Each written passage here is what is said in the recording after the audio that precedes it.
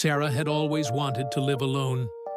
After years of noisy roommates and crowded dorms, she finally found a small apartment in an old brick building on the edge of town. It wasn't fancy, cracked tiles, creaky floors, but it was hers, a quiet place to paint, read, and start fresh. The landlord, an old man with tired eyes, handed her the keys and said just one strange thing. "Don't open the door at the end of the hallway." Sara laughed softly. "What door?" He just looked at her for a moment, then walked away without answering. When she moved in, she checked every corner: kitchen, living room, hallway. And she was right. There was no door at the end, just a plain wall. For a week, everything was peaceful.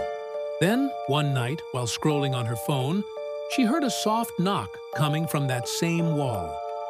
Knock, knock, knock. She froze.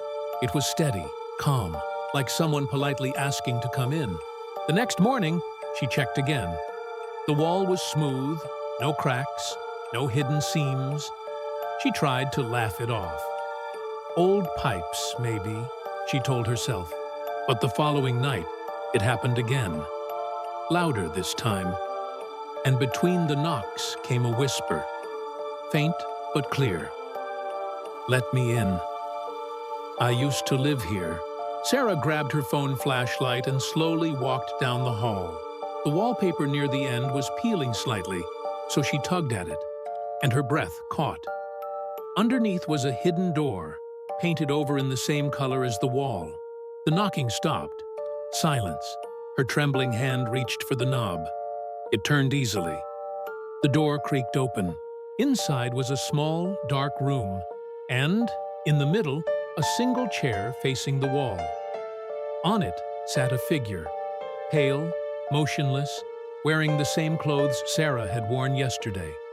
It smiled and whispered, "Finally, I can leave now."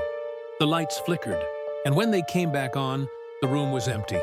But now, the apartment's front door was locked from the outside, and from behind the wall, a familiar voice whispered softly, "Don't open the door at the end of the hallway."